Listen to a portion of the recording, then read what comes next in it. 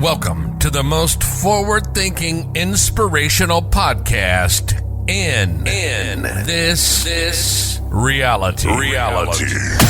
The show designed to challenge everything we've been taught. If you've ever felt there had to be more to life, more to existence, then you're listening to the right podcast. Time to open your mind and dive in. This is the Mental Mastery Alliance podcast. And here we go. Ladies and gentlemen, welcome back to the Mental Mastery Alliance podcast, episode 327. I want to say thanks again for the growth. You guys are sharing the show out again after we inadvertently broke the podcast and had to shift seeds. There are still a ton of people that think that we've only done episode 306. And this is 21 later. So yeah, if you are listening to this and you know anybody else that was listening to this, or you think that anybody can benefit from this, please don't hesitate to pass it along. And also really cool of you to find the new feed. We're still working on getting the other one removed. Fun times being a podcast host. You never know who's going to listen. You never know who you're going to affect. You never know what you're going to do, but you do know one of two things, or three things, or four things. You know that you're going to have a good time recording. You know that you're going to get some stuff off your chest. You know that you're going to be able to change your own personal energy. And you know that it's going to be a lot of fun when people do start connecting with you and talking to you and sharing. So if you've got something to say, I would strongly recommend getting out there and saying it. If you want help with that, shoot us an email, info@the Mental Mastery Alliance. If you want to talk to me directly, shoot me an email, Adam@the Mental Mastery Alliance.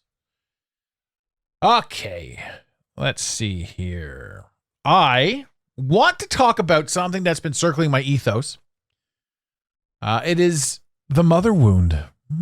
Talking about dating. And this is something that's come up on the other show. Yes, there is another show that I run, or I'm starting to run. And if we continue with it, I'll share. If we can get her past 10 episodes, then we'll start talking a little bit more about it over here. But it's neat. It's about relationships. But this one's huge. This one's one that is close to my heart because I think I have mother issues. Let me say I absolutely did have mother issues. And it's funny because if you say mother issues as a man in this day and age, it's like I don't have issues with my mom as a person doing her mom things. Mother issues are like daddy issues. It is the result of things perceived. And as we sit here and as we perceive certain things, because again, you say mommy issues, you say daddy issues. I mean, mommy issues sound so hilariously weak. But there are so many men out there that have essentially these problems that they don't ever address or talk about or anything like that because there's no name for it. And whenever somebody says mommy issues, it sounds fucking horrible and nobody wants to listen. But I came across this woman who was talking about mommy issues as it manifests in men. And I took some from it and I'm like, meow. I like it-ish, but I don't like her. I mean, I think it might be cooler coming from a man. Especially one that grew up with, consisted of, treated people, treated myself, treated society accordingly, along with those who have quote unquote mommy issues. So I'm going to play you her clip now. And from there, I'm going to talk about my perception on all this. Also, just because I can, I asked the internet about it and I got some interesting points. I got, looks like 6 points that I can touch on as well. So this is the internet's perception of this shit that's going to come after what this lady has to say. But I will say this, ladies and gentlemen. If your husband or boyfriend has mommy issues, make fun of him because it's funny, but also help him because you can. And because both of you will benefit from it. But make fun of him because it's a wild world. So here's the lady now.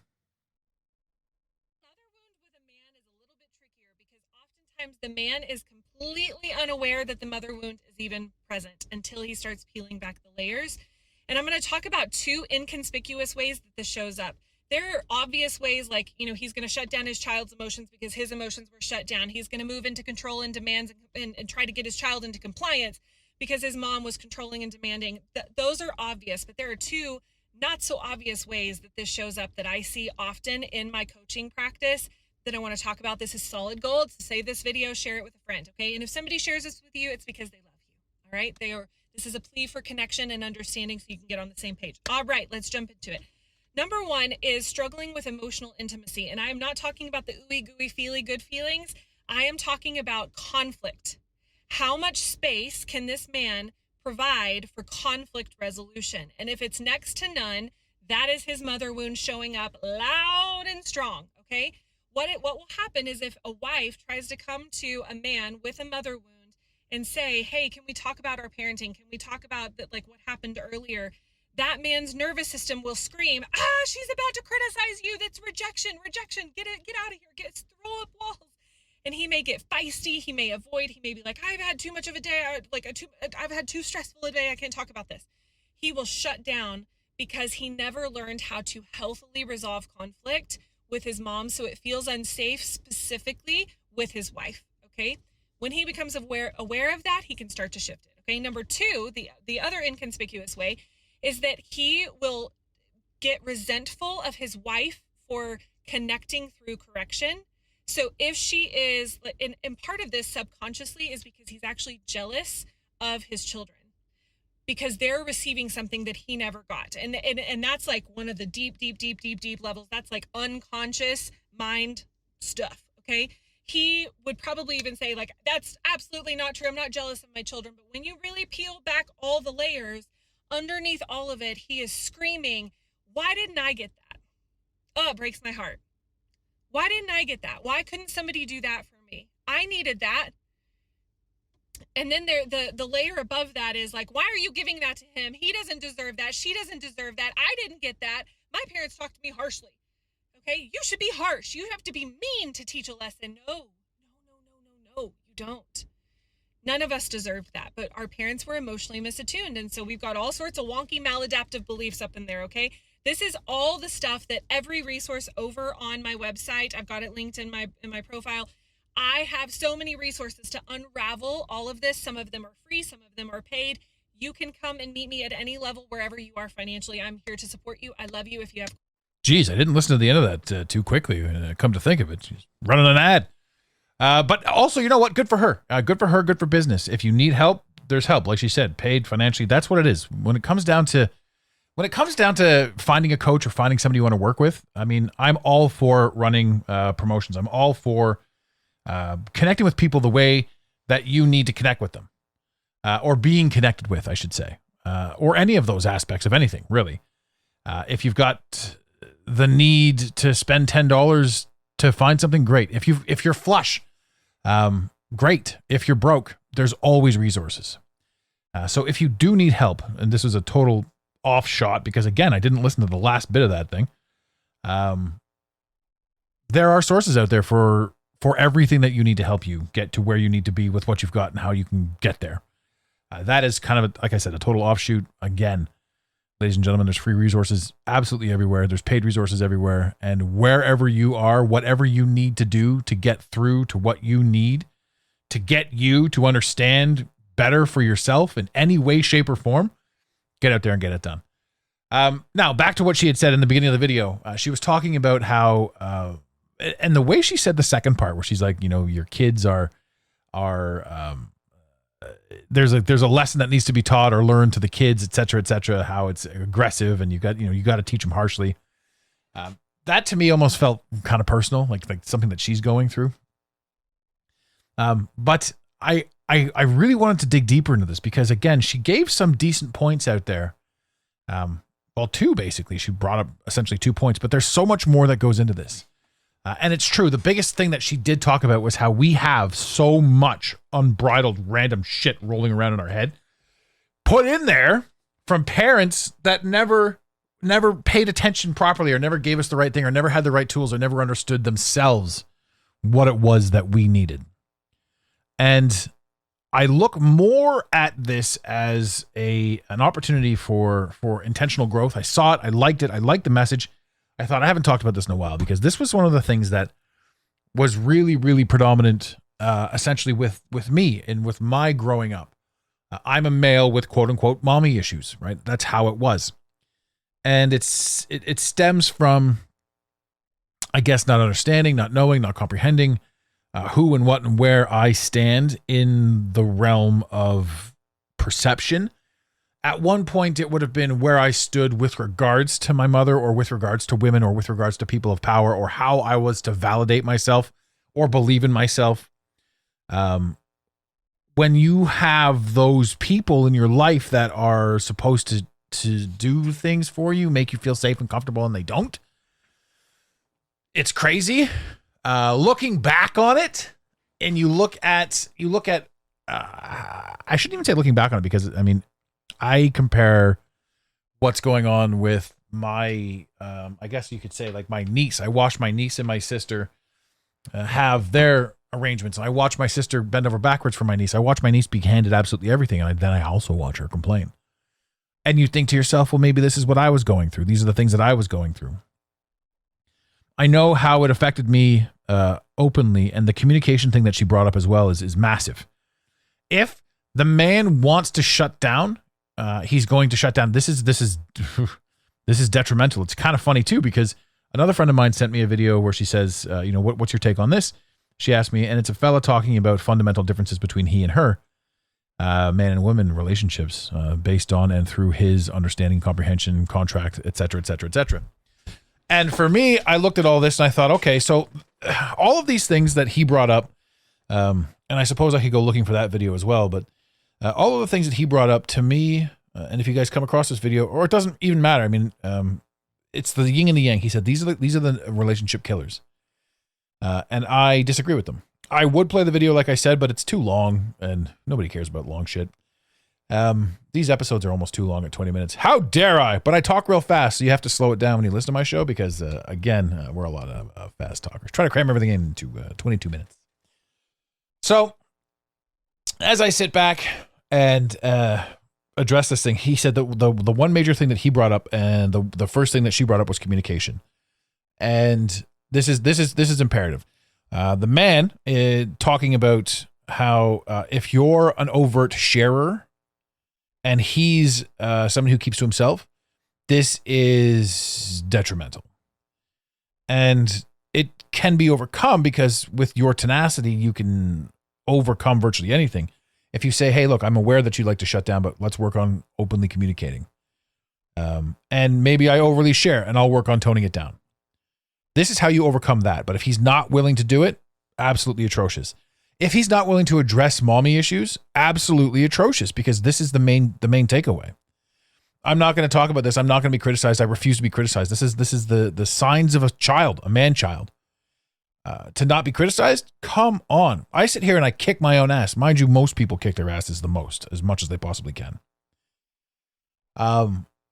But you don't want this. This isn't the experience. Obviously, this is not the experience that you want. So I say this because when we have the opportunity to sift through, understand, comprehend, see where and what and how we are with how and what and where we do what we do, there is a fundamental shift that will take place. And I guess what I'm alluding to here is having the ability to speak your mind, say your piece, do your thing, having the ability to have an open conversation, having the ability to be able to be criticized. I know for me, even though I've gone through so much and I've worked so hard on my compatibility issues, my deep diving on self and understanding and social awareness, situational awareness, geographical awareness, fifth, third, fourth, dimensional awareness. Because there are so many layers to so many things. There are so many ways to glean something from something else. That as I sit here and say, okay, I'm no longer stressed about what people may or may not think of me. I'm no longer stressed about how I show up. I know that I show up as best I possibly can. I no longer show up in any way, shape, or form for anyone else, merely for myself. I show up in a way that I know I'll be proud of for me. I'm using myself as a reference here because this was a woman talking about men. I'm a man talking about men who have gone through this. Have I had the opportunity and luxury to work on certain things with my mother? Absolutely. And again, I say this because it doesn't mean her. It's not like this woman did anything to me. It's just simply that the adult figure in your life acted or carried themselves in a certain way, a way that you judged to be detrimental to yourself. But when you really think about it, we don't know what we could have ever utilized as a gauge to be detrimental to ourselves, if that makes sense to you. And it's hard to have that make sense when, I mean, for the most part, we don't allow ourselves to even deep dive our own statements or thoughts. I don't know why I felt I should have had something more. I don't know why it created a trauma. I don't know why I felt I deserved something more, because there was nothing to compare more to back then. I look at it now and I think to myself, okay, these are the things that I understand now. And then I think to myself, okay, so am I telling myself now a story about then? Was I living it without thinking it? Yes, that's what happens back then. So what that means is the man that you're talking to that doesn't have the ability to communicate, or the man that shuts down, isn't aware he's doing it. Even though you might be. He's not aware. And when you become aware and you bring it up, his natural defenses, which he's not aware of, will go into high gear. So what I'm saying is, if you can bring it up in such a way, like, I don't know, jam the message into the center of the ice cream so he doesn't know he's eating it. Now I want ice cream.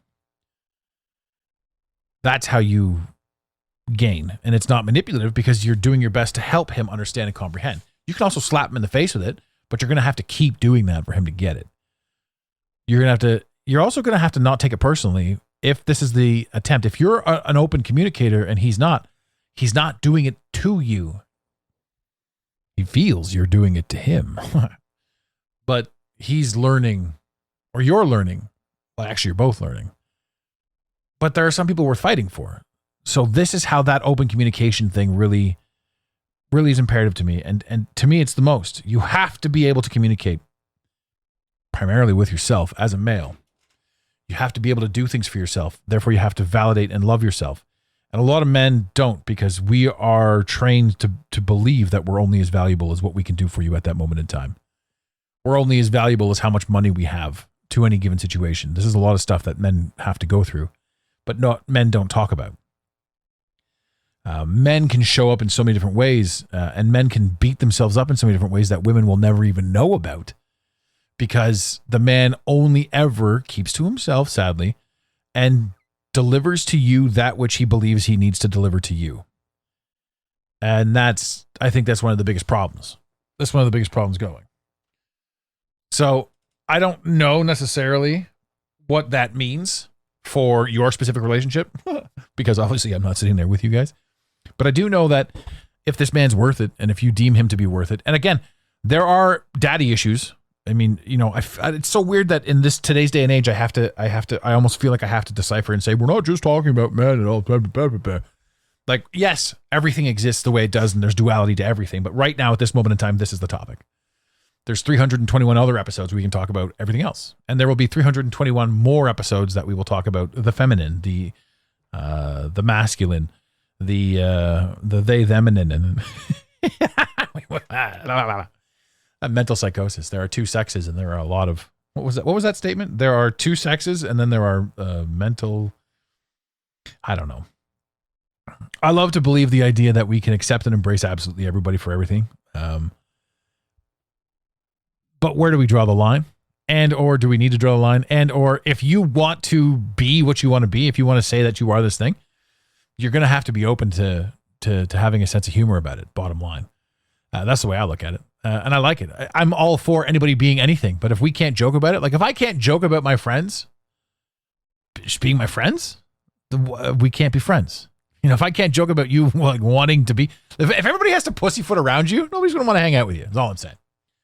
No matter what your proclivities are. Ladies and the gentlemen, that's normally where I wrap the show, right? Around the 20-minute mark. But we didn't even talk about the internet stuff. So it was interesting because this is like the technical side. And I can go into personal details about all this sort of shit. But do I need to? I mean, yes and no. It's so interesting and fascinating to have a personal touch into these things, into these topics. And there certainly isn't any shortage of personal stories that I've added to all this. And that's, I think, what makes this show that much fun is the fact that I'm not shy of personal touch. I'm not shy of personal connection. I'm not shy of putting myself out there. And as a matter of fact, the fact that I do it helps me become a better version of me. People can say, how come you're so centered? Well, I get on and I record and I talk to this device every single day. Well, not every day. I mean, at least once a week, sometimes twice a week. And I love it. I love this machine. I love recording. I love talking to this thing, right? But if this didn't exist, what am I going to do? Am I going to sit here and talk to the wall? I mean, maybe. Why not? It seems a bit weird, right? And then when I click play, I don't know who's listening. I can't see you. So it is the same as me talking to a wall, but my perception is there's a mic here. I'm clicking this and I'm putting it on the internet. So that makes it okay. But I'll tell you this, it's therapeutic. And I've said this 1,000 times. I love this meme. It's like men don't go to therapy anymore. They start podcasts. And that's absolutely true. That's exactly what we do. Why wouldn't we do that? I love it. I love the human experience. There was a time I didn't, and that manifested in my actions as well. Now, let's talk to the internet. Hello, internet. This is where I need 2 mics so I can reply. And that's kind of how we all started the whole thing before. Was I was going to run dual mics, and I blew up the Rodecaster from episodes before. I talked about this recently. I digress. Let me put my reading glasses on because I'm older than 40. That's such a funny thing, too. Like, just one morning I woke up and my eyes just weren't working properly. It was like I had to put more effort in. It's like they were being lazy. So I just kind of like let them just do whatever they wanted to do. And they just never focused. I'm like, they'll figure it out. But they don't. And then I put the glasses on and they work. I'm like, ugh. And they're not real glasses. They're magnifiers, which is hilarious. Like, what the fuck is going on? I think it has to do with diet, to be honest with you. I think as we age, we need to be more in tune with our diet. Boy, am I all over the place. I love these episodes where, again, I just do a brain dump and I get out there and I get to say stuff. Thank you guys for following along because I can't be, I don't know. I'd say I can't be that easy to listen to, but I mean, I also can't be the only one that thinks in non-linear thought patterns where if this, then that, and I go on all these massive tangents and people are like, I can't follow that shit, but yeah, you end up following it. And the ones that can't follow me, they just turn it off. They're like, this guy's a bumbling buffoon. And I don't bumble. But I can't defend the buffoon part. I am a very well, what's the word when you can juggle? I'm not a bumbling buffoon. I'm a very well articulated buffoon. And I love Sundays. This is a Monday that you're listening to it. Actually, this could be any day of the week that you're listening to it. This got uploaded on a Monday. Happy day of the week, ladies and gentlemen. Thank you for listening. Let's get to the internet. Hello, internet. Core signs of mother wounds in men. Seeking validation through achievement. Men who never felt truly seen or emotionally nurtured by their mother often chase validation in external success. 100%. I am only as good as my job. I am only as good as how much money I can make. I am only as good as what car I drive, what house I live in, what friends I have, what shoes I wear. There is an unconscious belief that if I become enough, I'll finally be loved. This is a deep, deep mother-rooted core. If I become enough, I'll finally be loved. Do you have any idea how heavily that drove me individually? This was my motivating factor. Why on earth doesn't my mother love me? Why on earth don't the people that are supposed to love me? And the funny thing is, looking back on it, you're loved. You're 100% loved. Humanity's hilarious. You're a human and you're born to another human, This other human is your mother. This other human is simply a human, right? For all those mothers out there right now, do you remember being 19 or 20 and being single and getting shit-faced with the girls and partying and tearing it up and being a general jackass and just having the time of your absolute ever-loving life? Yeah. That was the beauty of single life. That was the beauty of I'm doing all this stuff. I'm fine. And now you have to worry about it. You have to make sure somebody else is fed. You have to make sure they've got clothes. You have to buy them everything. Every single fucking meal you have to buy them. Every single piece of clothing they own until they're 20, you have to buy them. Well, whatever it is, 18, who knows, until they get a job. You have to make them want to get a job. You have to teach them how to speak, how to walk, how to talk. You have to do all of these things for another entity. And you go out of your way. You go above and beyond everything you've ever been asked as a human to do this for another standalone individual. And that individual will stare you in the face as a child and say, fuck you, you don't love me. Ha-ha! That's how insane we are as a human. And that's me. That's me talking about me. I didn't feel loved. So my whole life was, if I become enough, I'll finally be loved. Fuck. The deep dive men can do, and this is what I'm talking about. When that lady was talking about her shit, I know it's TikTok. I know she only had 2 seconds to say it, and she was running an ad and promoting herself and all that. I understand it. I love it. But it sparked a fire in me that I had to speak on because this was personal. This one was me. And I can't say was me, is me, because the motivating factors that you grow through become identifying markers as you grow into them. Am I still somebody with mommy issues? Fuck no. Do I fundamentally operate as somebody who learned how to operate as somebody with mother issues? Yes. So are there ghosts in the machine?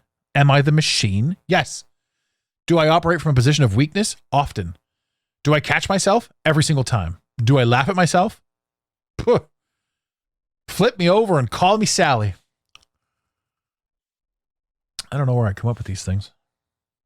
You want to tell me where I come up with these things? Who the hell is Sally? Moving forward. Emotional shutdown or oversensitivity. Either totally numb or overly reactive because they never learned safe emotional regulation through the maternal bond. Kick me in the Sally and flip me straight back up. It's incredible what the internet will tell you about who you are. And if you think this is the crazy thing. We out here, we think we're unique, but the internet is telling me what I've done wrong or who I am or who my personality is to a core. The very personality that I kept to myself, the internet. The internet, ladies and gentlemen. Emotionally shut down or oversensitive. You're either totally numb or you're overly reactive. You're going to fly off the handle or you're just going to whatever. It was happening anyway. And I was totally numb. To go even deeper into it, for me to be overly reactive was a sign of weakness. Even if I wanted to flip my lid, for me to do it would be demonstrating weakness. Oh, I can't flip my lid because that would show them they affected me. And sometimes all people want to know is that they have an effect on you. And I just shut right down. Fuck you, fuck this, fuck that. I should probably put the fucking swearing button on in this one. Yes, there are a few swear words in this episode. Deep down, they don't trust that expressing vulnerability leads to connection. They associate it with being unseen or rejected. Fuck, come on. You think a man's going to cry and be like, oh, this bitch really loves me? And you see so many things. Be vulnerable in front of a woman. She's going to love you. Right? Ask any woman if a dude's out there crying in front of you, like, what the fuck is... Now, most women be like, okay, now that I know the man, I'm this, that, and the other thing, and if he's vulnerable about this, that, and the other thing, it's a sign that he's in tune with his emotions and blah, blah, blah. It's really good, blah, blah, blah. Yes. So even in this moment in time, it's good to be emotional. But you ask 100% of women, and they'll say, there is a fine line, though. So even when it's okay to be emotional, men have to walk a fine line. Even when it's publicly, openly okay to be emotional, men have to walk a fine line. over caretaking fixer mentality. It says trying to fix every woman they date. That wasn't me. I didn't date. I just said, fuck this. I mean, I guess I dated, but I didn't actually date. I stuck around for a bit. But I made a career out of over caretaking. I'm a coach. First, I was a sales coach. I made people better at selling. Then I was a life coach, which I always hated the term for. So I became a career, a business, a personal development coach. Personal development is probably the best way to say it. I'm a personal development coach. What do you do? I'm a walking PD day.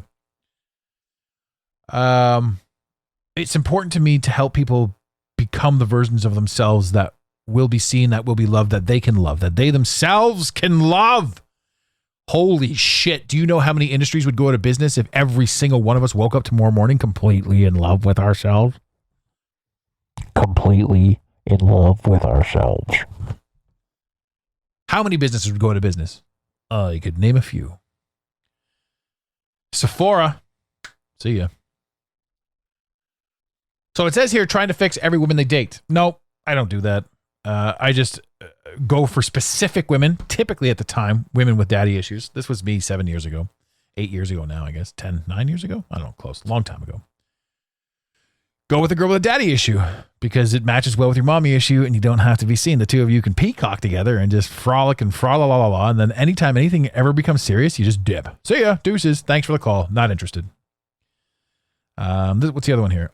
Often trying to subconsciously heal their mother through their partner. Again, not me. I wasn't trying to fix mommy. I later had the opportunity to quote unquote fix mommy. And that was something that I needed to do to fix myself. But it was more understanding, comprehending, that sort of thing. So I looked at this as an interesting spot, but this one here, it says subconsciously trying to heal their mother through their partners. I got to a point where I was able to get through to my mother and talk to her about a bunch of stuff and sort of have her express to me how she felt about certain things. And then to have her see certain things a different way. And she did start to change. And at that moment in time, I realized it's not up to me to do anything to her because it's just me forcing my own bullshit belief on her. No matter what how strong or how great my belief is, I wanted, after she started to change, I was thankful because it was COVID. So she was at first, she was afraid of COVID, but then I showed her a bunch of stuff that was like this, that, and the other thing. And then her brain caught fire. And then she saw a whole bunch of other stuff that made a lot of sense to her. And now her brain just sort of fundamentally functions a different way.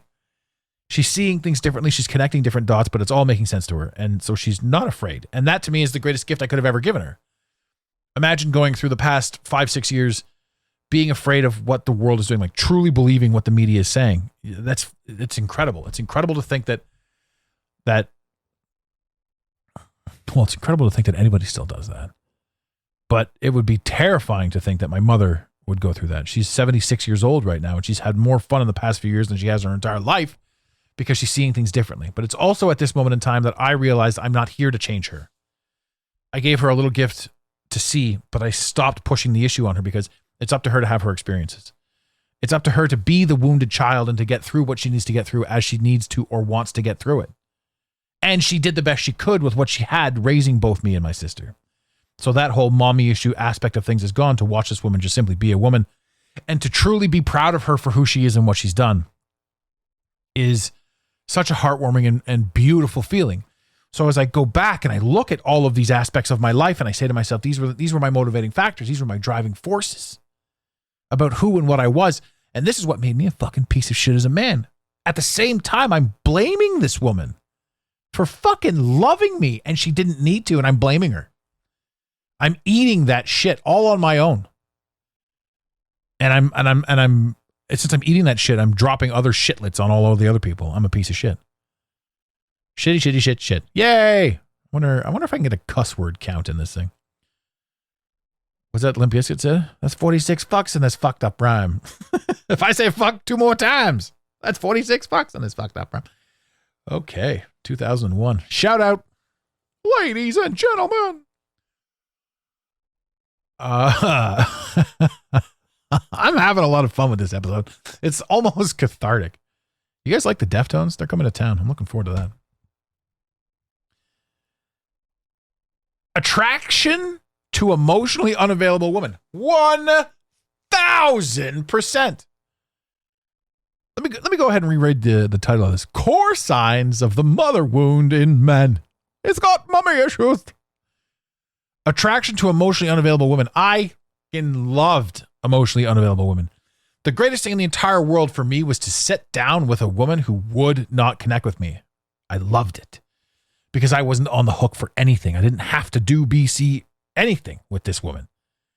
I just simply was. And hell's yeah, was I. Fuck yeah. This is the greatest thing in the world. Emotionally unavailable women. God, you're beautiful. Right? And I find myself now, ladies and gentlemen, by the way, I find myself in a relationship that's a healthy relationship with an absolute saint/angel, and good for her for putting up with my bullshit. She's beautiful. And I love her. That's an interesting thing for me to say as well, because you never think that you can. And what does that even mean? What levels of love are there? I'm finding out that there are multiple levels of love. I love cheese pizza. There are multiple levels of love, and it's okay to have and hold and be with them at all times.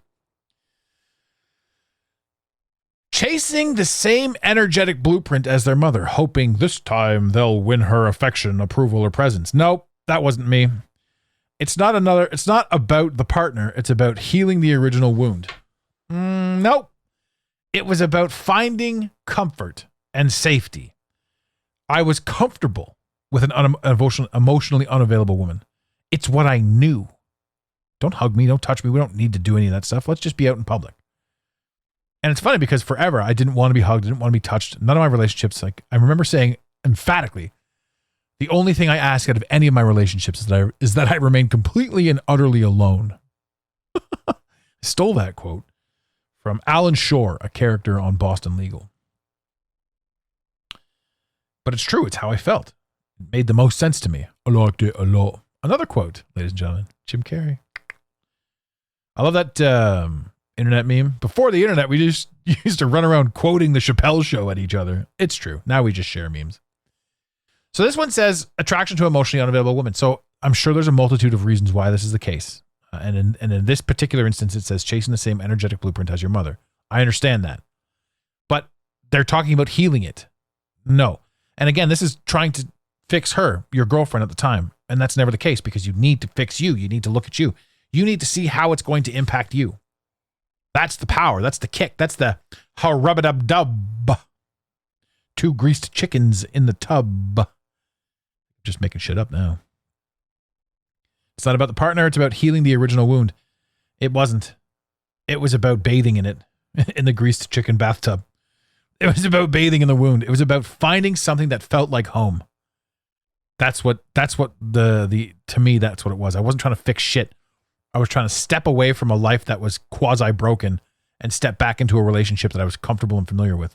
The broken one with my mother. The broken one with my mother that shouldn't have been broken in the first place, but it was just me. It was me going through what I needed to go through to build up to who I needed to be. Right? That's the greatest thing about this fucking mother wound at the end of the day. It literally had nothing to do with her and had everything to do with the man you absolutely must become. There are men walking around right now with their mother wounds flashing all over the place until they take full responsibility, which is where I find myself. On the other side of it going, holy mother of Mary, God, Jesus, and greased up turkey duck bathtubs. What's this one here? Number 5. Rage at the feminine. It's not always loud, unlike the way I said rage. Sometimes subtle, content, sarcasm, or withdrawn. It's not misogyny. It's grief disguised as frustration for the nurturing they didn't receive. And I've said this 1,000 times in the podcast. Back when I was as broken as I could possibly be, I look at it now, actually, now that I've said that broken part. I don't think I was broken. I mean, I was not a friendly person to be around. But that was self-hate. That was the joy of hanging out with me. You never know what he's going to say next, which is still the case. But it was always from a place of darkness, pain, hurt, disgust with myself. I always had a problem, though, being called misogynistic. I always had a problem with being like, you're an asshole to women. I always hated that statement. And I don't like, it's a weird thing. It's like, no, don't paint me with that brush. Do not make me a misogynist. I'm not an asshole just to women. I'm a fucking dick. And it's like, don't take it personally. Like, don't make this about you. You're a misogynist. How dare you? How dare you, Susan? But yeah. Oh, sorry, I can't use Susan anymore. I'm gonna have to find another one. Karen's a good one. Karen's kind of played out too. I was told I can't use Susan anymore. So who can I attack?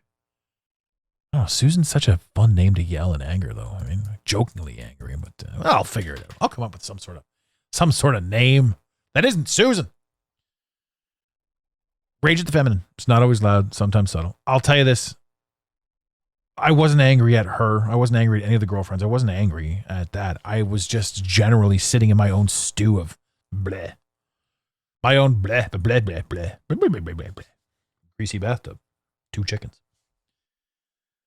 It's not misogyny, man. I'm not being a misogynistic prick. Like, how do you just be a prick to absolutely everybody? Why do we have to put these additional labels on things?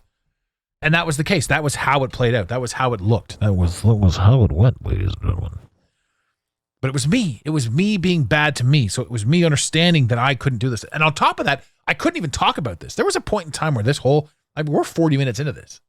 There was a point in time where there's no way in hell I would admit this stuff about myself, because how could I say these things about me when I'm trying to run game on you? When I'm trying to play and manipulate and twist the system? It was all about trickery. It was all about bullshit. It was all about trying to be something or pretending to be something because I simply wasn't something.